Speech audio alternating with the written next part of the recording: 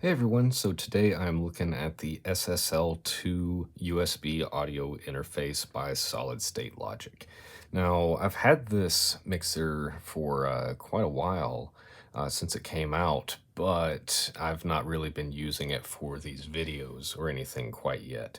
Basically, the mixer that I had been using, which was a DigiDesign Digi02 board, and then had borrowed a rack, which is an 8 in, 8 out interface, was doing great for me, even though it was definitely outdated even when I acquired it.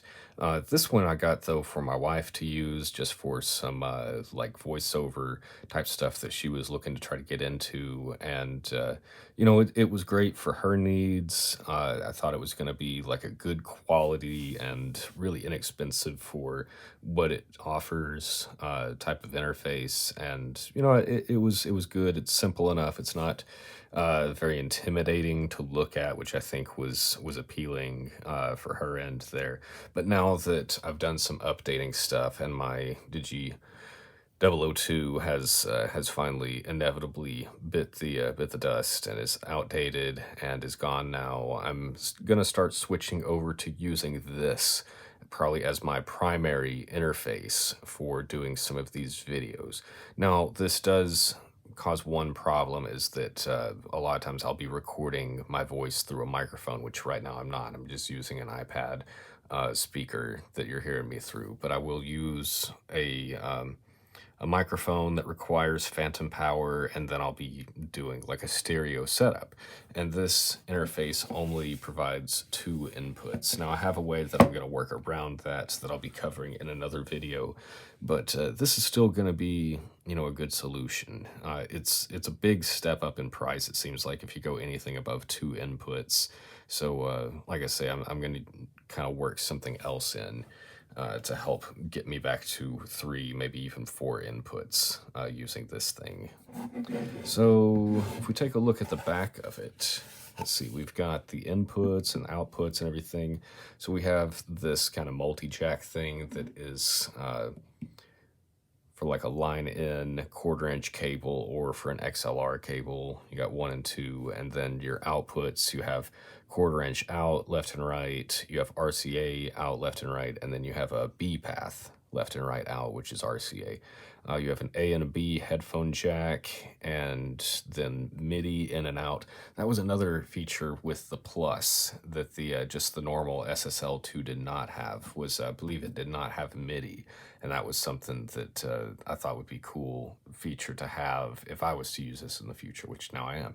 And then USB-C to power this thing, and that's what you would use to connect it to the computer as well. So it's nice that it doesn't need like an external power source. It can just run off of that. So really cool. And back on the front channel, the front side of this thing, we're looking at channel 1 and 2.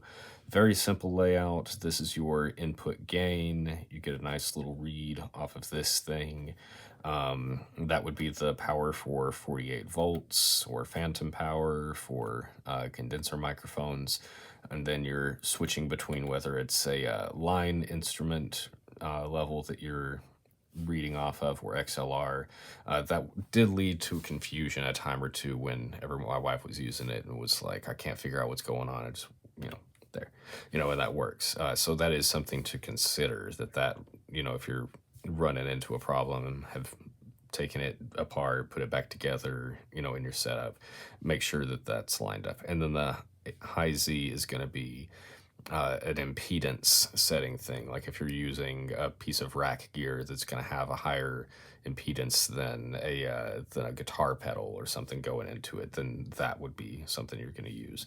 And it's pretty big difference too. So if it seems too hot, or if the piece of gear seems too quiet, maybe consider messing with that. Very responsive though. This 4K button, it's kind of cool. They do light up red as well. Let me see if as well, see if I can hook this thing up here real quick. I think I've got a cable nearby. Yeah. Just to show you what it looks like. Yeah. So when you hit these on, it's going to turn red, and it does add kind of a warmth to the signal. I don't know that, if I'm playing with distortion and I have a lot of compression and stuff going on, that it's something that I would use with everything. But, I could see how if you're recording something clean or a vocal or something, it could add some character to it. But again, not something I've been leaving on with it.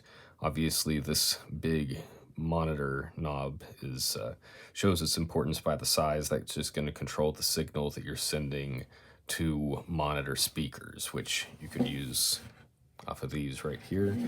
The monitor mix, that is like if you're plugged in the headphones, are you listening to what is going to the interface, like what's going directly into this, or are you listening back to what's coming back to this thing from the interface? Like if you have a reverb or something on the interface, are you hearing that and delay and effects, or are you hearing what's going directly to it? So you can kind of blend and adjust.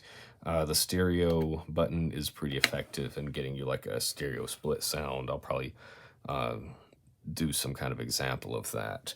And then you have phones A right there. You have phones B right here. You can have that be listening off of the inputs or outputs 3 and 4 if you want to have like a different mix going, but nothing on the bottom side of this, like when you flip it up, no front inputs or anything. But yeah, again, I'm not doing an audio test in this video. You'll be hearing this thing pretty much from here going out forward, so just keep that in mind with some of these videos that I'll be doing. There is that one more piece of the loop, the gear that I'm gonna have to use to get this back to 3 and 4 inputs, and I'm not gonna cover it right now, but I will just bring it in here, unhook it from when I'm using it. Let's see.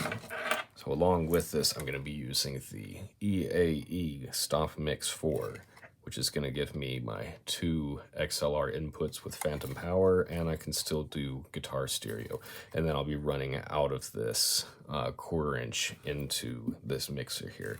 So that's how I plan to use this to get basically back to 4 inputs. And I feel like what I spent on both of these was about as expensive or less than getting just like a 4-channel mixer. So I'm going to go ahead and wrap this video up, but the SSL2 Plus by Solid State Logic, I'll be using this just about exclusively going forward. I will maybe cover another interface thing because I did go a little bit down that rabbit hole in looking for options for how to move forward with this, but otherwise, yeah, I'm happy with it. What do you think? Do you have the SSL2, not the Plus? Do you have the next one that's up from that? Let me know your experiences there, and I will talk to you again soon. Thanks.